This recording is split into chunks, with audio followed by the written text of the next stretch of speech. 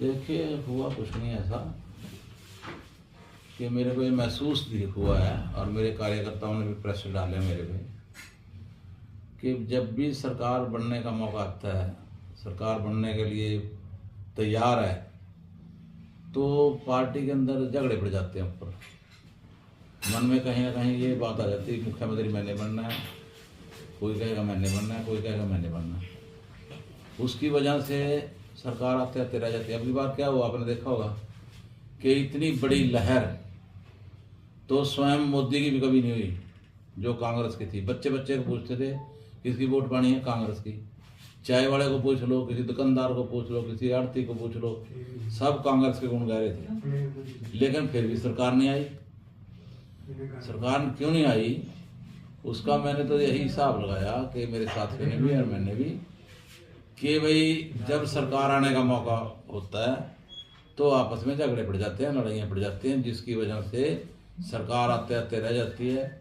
और दूसरी पार्टी जो है हमारी थाली में से इस प्रकार से रोटी उठा के ले जाती है जैसे कि हम मायूस हो जाते हैं। तो इस वजह से मेरे कार्यकर्ता, मेरे भाई, मेरे साथी सारे मायूस हुए और बड़े परेशान हुए। तो इस चीज़ को देखते हुए मैंने निर्णय लिया। तो सर कब आप बीजेपी ज्वाइन कर रहे हैं और क्या मैं परसों कर लूँगा। परसों मुख्यमंत्री जी स्वयं आएंगे और सेंटर से भी कोई मंत्री आ सकता है। सिर्फ हरियाणा प्रदेश में एक ही एंट्री आई, ज्वाइनिंग एक ही होगी, BL सैनी की। नहीं तो बीजेपी ने ज्वाइनिंग बंद कर रखी। बातें तो सही थी, झूठ कौन सी थी इनमें से? सारी बातें सही थी। और एक तो जो है ना हमारी पार्टी जो रही आज, इसमें रहा हूँ मैं, सब के सब निष्ठापूर्वक लगे हुए थे। लेकिन पार्टी वालों के पास जो प्रणेता बैठे उनके पास माइक्रो मैनेजमेंट नहीं हुआ। किस जाति के लाने से, किस आदमी के लाने से कितनी वोट बढ़ सकती हैं, कितनी घट सकती हैं, ये सोचे ही नहीं कि हम तो जीतते पड़े हैं। ऐसे की बात रखी कि हम तो जीतते पड़े हैं। अब हरियाणा प्रदेश के अंदर जिस प्रकार से भारतीय जनता पार्टी ने सारे नेता लाके घेर दिए थे, गांव-गांव में उनके नेताओं के प्रोग्राम हुए। हमारे यहाँ मेहनत किसने करी? चुनाव के दौरान सिर्फ हुड्डा साहब ही मेहनत करते हुए नजर आए, या दीपेंद्र हुड्डा मेहनत करता हुआ नजर आया। कोई और नेता नजर ही नहीं आया हमारे को। तो कोई और नेता हमारे को नजर ही नहीं आया। और मैं मान लो, अगर मैं हुड्डा समर्थक हूँ, मेरे को मानते हैं, तो दूसरे आदमी तो यहाँ आए ही नहीं कि ये तो हुड्डा साथी है। ऐसे नहीं होना चाहिए। जब टिकट मिल गया फिर सबका है, कांग्रेस का है, ये होना चाहिए था। और मौके पर कुछ निर्णय ऐसे लेने होते हैं झूठे सच्चे, जो कि पार्टी नहीं ले पाई। अब जब हरियाणा प्रदेश से ही पूरे देश की राजनीति चलनी थी जैसे अब चल रही है, इसके बाद महाराष्ट्र गया, दिल्ली गया, हरियाणा जाने की वजह से गए हैं सारे। तो बड़े नेताओं को तो आकर के यहाँ हरियाणा में डेरा डाल लेना चाहिए था। यहाँ डेरा डाल करके यहाँ काम करना चाहिए था। हर एक सीट पे जाते, कमी थी उसको बताते, कहीं पैसा लगाने की जरूरत थी वहाँ पैसा लगाते, कहीं पर कोई किसी और नेता को लाना होता नेता लाते। अगर लिखवा भी लिया भी कौन आपको कौन सा चाहिए, हमने लिख के दिया, लेकिन वो नेता आया तो नहीं है ना। हमने जो लिख के दिया था कि हमारे को फलां नेता की ज़रूरत है, मेरे हल्के में आना चाहिए, लेकिन वो आया नहीं है। ये किसकी कमी रही है? पार्टी की कमी रही। और इसी प्रकार से जिन लोगों को ये लालच दे दिया गया कि अपनी एप्लीकेशन दो, 5-5 हज़ार रुपये जमा कराओ, 20-20 हज़ार रुपये जमा कराओ और इंटरव्यू दो। जिसने वहाँ जाके इंटरव्यू दे लिया ना दिल्ली में प्रभारी के पास, उसने तो अपना टिकट मान लिया। वो काबू नहीं आया हमारे। वो अगर टिकट मेरे को मिला था 29 आदमी, अगर 30 थे तो 29 खिलाफ ही रहे हैं। चाहे उसने 500 वोट काटी, चाहे उसने 50 काटी, चाहे उसने 10 काटी, चाहे उसने अपने घर घर की 5 वोट काटी, लेकिन उसने वोट नहीं दी। तो इस प्रकार से हिसाब लगा लो आप, इसका क्या रिजल्ट निकलता है।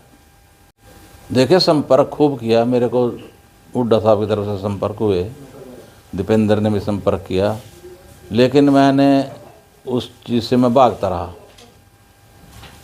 कि अब मैंने निर्णय कर लिया है तो कर लिया है। उस चीज़ से मैं दौड़ता रहा। और मेरी क्योंकि बातचीत हो चुकी थी मुख्यमंत्री से हरियाणा प्रदेश के, तो इसलिए मैंने निर्णय जो ले लिया था, फिर जब मैं निर्णय ले लेता हूँ तो फिर ले ही लेता हूँ। जहाँ मैंने काम किया मैंने निष्ठा से किया हमेशा। अगर कांग्रेस में रहा हूँ तो दोगली नीति कहीं नहीं की। अगर बीएसपी में रहा हूँ तो फिर मैं बीएसपी में ही रहा हूँ, उसी की बात की। अगर मैं लोकदल में रहा हूँ तो फिर चौटाला साहब की ही बात की, किसी दूसरे की नहीं। जहाँ रहो वहाँ निष्ठापूर्वक रहो। मैं निष्ठापूर्वक रहा हूँ और मेरे साथी भी रहे हैं। अब मैं आपको क्या बताऊँ, जितने भी लोग मेरे साथ हैं 30 साल से जो मेरे साथ चल रहे हैं, जिधर मैं जाता हूँ वो उधर ही जाते हैं। आप ये प्रोग्राम देख लेना, परसों को ज्वाइनिंग करूँगा मैं।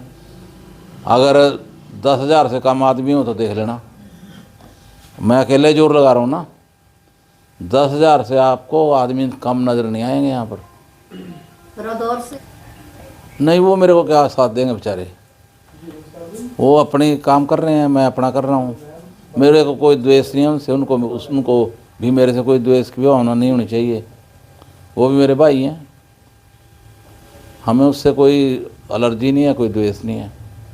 मतलब जिस तरह से आपने कांग्रेस पर आरोप अब लगा रहे हैं, तो आपसी खींचातानी का खमियाजा कहीं ना कहीं इनको हरियाणा में भी भुगतना पड़ा। अब आप दिल्ली में भी देख लिए क्या हालात रहे, तो इसका खमियाजा कहीं ना कहीं यही हम कह सकते हैं कि आपसी खींचातानी का खमियाजा। देखिए, मैं कांग्रेस पार्टी पे ये आरोप नहीं लगा रहा हूँ, सच्चाई कह रहा हूँ। आरोप नहीं है ये सच्चाई है कि भाई आपस में झगड़ा करके सरकार को ख़राब कर देते हैं, आती सरकार रह जाती है। ये सब महसूस करते हैं। इस चीज़ का जो नुकसान हुआ है या इस चीज़ का जो दुख है वो अकेले कार्यकर्ताओं को नहीं है, कांग्रेस के पार्टी के लोगों को ही नहीं है। मैं कहता हूँ पूरे हरियाणा के लोगों को था इसका दुख कि ये हुआ क्या। हर एक मुलाजिम आकर के मेरे को ये कहता था, जी आपको तो गिनती पे भी जाने की ज़रूरत नहीं है, आप तो जीतते पड़े हैं। और हुआ उल्ट। वोट ठीक है मेरी बड़ी हैं, पिछली बार मैं 53,000 वोट से बने थे, अब की बार लगभग 62-63,000 वोट पड़ी हैं, लेकिन हार तो गया हूँ ना। हार तो एक वोट की भी आ रही होती है। तो आगे कैसे कार्य करेंगे, क्योंकि अभी तक तो आप विपक्ष में हम काम, मेरे साथी और मैं, हम काम करेंगे बीजेपी के लिए और निष्ठापूर्वक करेंगे। जैसे निकाय कुछ चुनाव साथियों का हमने ये भी कहा भी आप लोग आरएसएस में भी काम करो, जो इनका सिद्धांत है उसके हिसाब से चलो। तो जैसे निकाय चुनाव होने वाले हैं अभी नागरिक के अंदर, तो क्या मानते हैं कि निकाय चुनाव में बीजेपी को जितवाएंगे हम। कांग्रेस का तो यहाँ से एक भी आदमी नहीं जीतने देंगे हम।